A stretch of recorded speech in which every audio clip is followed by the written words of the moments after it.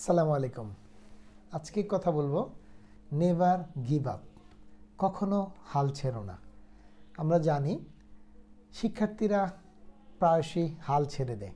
প্রথম বর্ষের রেজাল্ট খারাপ হলে সে ভেঙে পড়ে, সে ভাবে যে তার দ্বারা আর কিছুই হবে না। সম্পূর্ণ ভুল। আপনার প্রথম বর্ষের রেজাল্ট খারাপ হলে আপনার সামনে আরও দ্বিতীয়, তৃতীয়, চতুর্থ বর্ষ, 3টি বর্ষ অপেক্ষা করছে। আপনি কখনোই হার মানবেন না।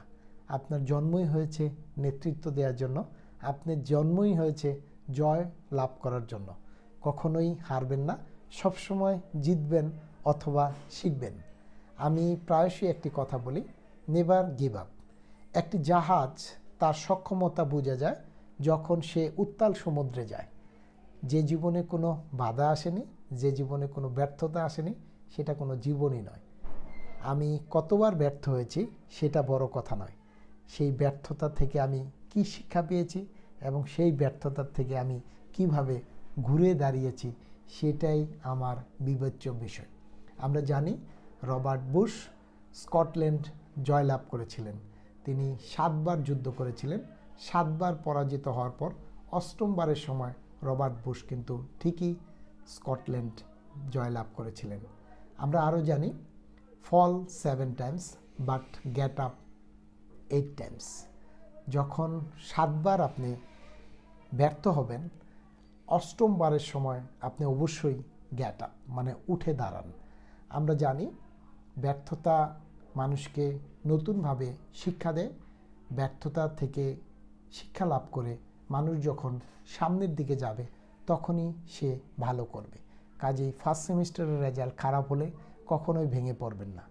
জীবনটা সবসময় T20 ম্যাচ না, জীবনটা সবসময় ওয়ানডে ম্যাচ না, জীবনটা একটা টেস্ট ম্যাচ। হয়তোবা মহান আল্লাহ তাআলা আপনার জন্য ভালো কিছু রেখেছেন এবং ভালো কিছু পাওয়ার জন্য আপনি অপেক্ষা করুন। নিশ্চয়ই আল্লাহ তাআলা সাহায্যশীল এবং যখন মহান আল্লাহ তাআলার কাছ থেকে সাহায্য আসবে তখন বিজয় অনিবার্য। কখনোই ভেঙে পড়বেন না, কখনোই হতাশ হবেন না। হতাশ হয়ে নিজের জীবনকে কখনোই পরাজিতদের দলে ঠেলে দেবেন না। আপনার বয়স কত? 20, 25 অথবা 30? আপনি কেন ভাবছেন যে আপনি হেরে গেছেন? বাকি জীবন তো হয়তোবা আপনিই সফলতার নায়ক হবেন। ক্লাসে আজকে যে লাস্ট বয়, সেই কিন্তু চাকরির বাজারে অথবা নেতৃত্ব দানে সে ফার্স্ট বয় হয়ে যাবে। কাজেই আমরা কখনোই জানি না যে আমার ভিতরে কি আছে। সবসময় আশাবাদী মানুষকে আল্লাহ পাক প্রত্যাশা অনুযায়ী ফলাফল দেন। নিরাশ হবেন না, সবসময় আল্লাহ পাকের কাছে চাইবেন এবং কখনো না কখনো আপনি অবশ্যই জিতবেন। সুতরাং আমি আবারও বলছি, never give up. Life is a race, life is not a bed of রোজ।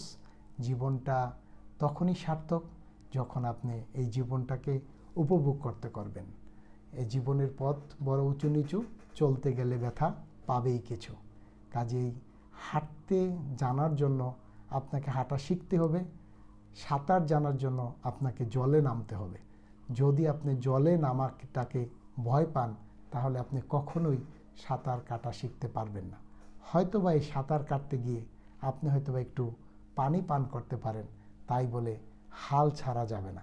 সত্যি একদিন আপনি অনেক বড় মাপের মানুষ হতে পারবেন যদি আপনি চেষ্টা করেন। পরিশ্রম কখনোই মানুষকে ব্যর্থতা দেয় না।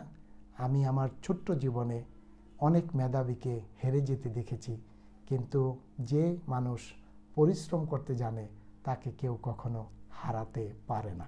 সকলকে ধন্যবাদ। আবারও বলছি, নেভার গিভ আপ। আসসালামু আলাইকুম।